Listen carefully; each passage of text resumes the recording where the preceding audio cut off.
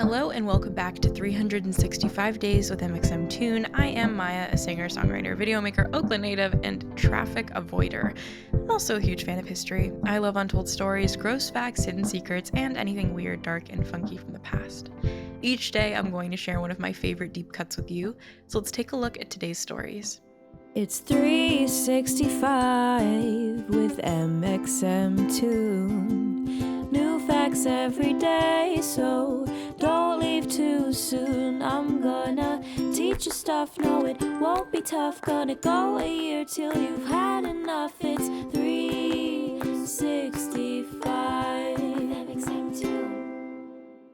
Today, in 1914, the first electric traffic light was installed in Cleveland, Ohio, on the corner of East 105th Street and Euclid Avenue. About 6 years earlier, in 1908, the Ford Model T started rolling out to the masses, marking the first time that people were able to purchase automobiles on such a large scale. With cars, bicycles, pedestrians, and even still some lingering horse-drawn carriages, traffic was, a little bit tricky. Horse-drawn carriages soon went out of vogue once cars became more accessible. You don't have to clean up your car's poop, but navigating the roads was still dangerous and complex. Soon, city planners realized that they needed to enact systems to reduce the number of traffic jams and accidents. In 1907, a traffic island was first built in San Francisco. This is an elevated plane of pavement that helps channel traffic and slow down cars to prevent high-speed collisions.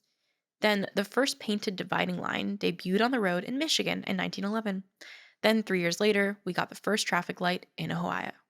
This may have been the first electric traffic signal, but if we want to get really technical, railroads had been using green means go and red means stop for a long time. So where did these colors even come from? In the 1800s, each rail yard used its own signals to represent stop and go, but people quickly realized that it's a safety hazard to have to learn every different station's individual signals. Why not standardize something that we can save lives with? So in 1841, a businessman named Henry Booth, who managed the Liverpool Railway in England, took action. He first suggested that red means stop, white means go, and green means caution.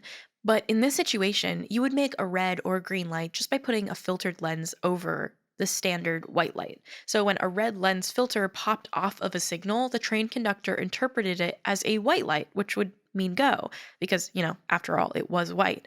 This caused a terrible crash, and there's a reason why now we don't have white in our traffic lights. Anyways, before electricity, the police officers operating these traffic signals on the railroads lit gas lamps to emit light. But London is actually home to the first non-electric traffic signal that directed traffic on the roads.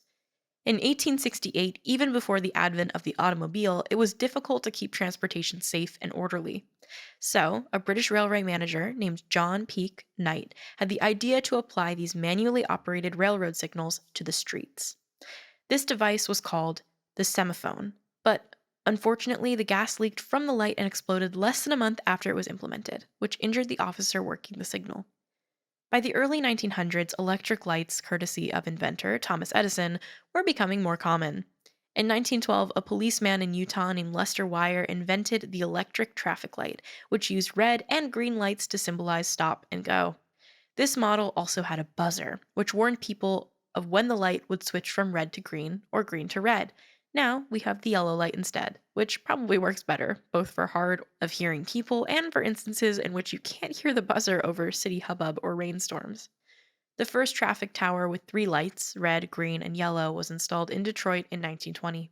Now, traffic lights are computerized. As early as the 50s, traffic lights began using sensors in the roads that can detect when the cars are above them. This helps the lights direct traffic in the most efficient way possible, although sometimes when you're driving, it might not feel like that. We still use this system today, and in the 90s, pedestrian crosswalk counters debuted. Sometimes less is more. We still use a pretty similar traffic light system to what we used in the 1950s when computerization first took hold. But as recently as last month, companies like Tesla have continued to share beta tests of software that controls self-driving cars. Is this the future of the auto industry or a misguided attempt to take tech too far? How will this affect our beloved traffic lights? Only time will tell. Now, let's talk about music. Today, we have an extremely iconic guest joining us on the pod. We have Lesbian Jesus, aka Hayley Kiyoko, to share a day in her life. Hey Maia, thank you so much for celebrating the 5th year anniversary of Gravel to Tempo. Wow, I remember when I wrote the song, I just wanted to create a power anthem celebrating the fact that we have to overcome so many fears and challenges on our own, and trying to have a song that can help motivate us to keep going. And in the music video that I directed, I throw myself back into high school, and you'll see as you watch the video, I just feel so isolated and distant. I felt so isolated and distant from my peers growing up. And I really, I take my power back in the video, and you'll see I dance on the cafeteria table, and I really learn to realize that my uniqueness, my queerness, that is who I am, and that's what makes me powerful, and that I'm not going to let my differences, rob me from an amazing life and amazing experiences. Thank you for having me. I hope you're having a great day, and I'll see you soon. Bye. And now for today's final segment, I'll be going back into my own photo archives to see what I was up to on August 5th in my life. On August 5th, 2020, I started recording the vocals for Life is Strange True Colors. Now, if you don't know, I got involved with Life is Strange True Colors as the musical singing voice of Alex Chen, which is the protagonist of the new game. And it was really exciting because I couldn't tell a single soul about it. I think I told my parents, and that was it. They were the only people that were allowed to know. And yeah, the project was under wraps, and it was very exciting to be able to see clips from the game and record over them, because I had this big secret about working on the game and I couldn't share with anybody until this year. So that was when I started working on it. I think people thought that I started my involvement a lot earlier than that, actually, in like 2019 or even before that, because they've been working on this game for ages. But I actually got involved in 2020. So the musical voice of Alex Chen was recorded in 2020. Thanks for going back in time with me, and remember to subscribe wherever you listen to podcasts. You can come back tomorrow for more stories from the past. It's 365 with mxmtoon. New facts every day, so don't leave too soon. I'm gonna teach you stuff, no it won't be tough. Gonna go a year till you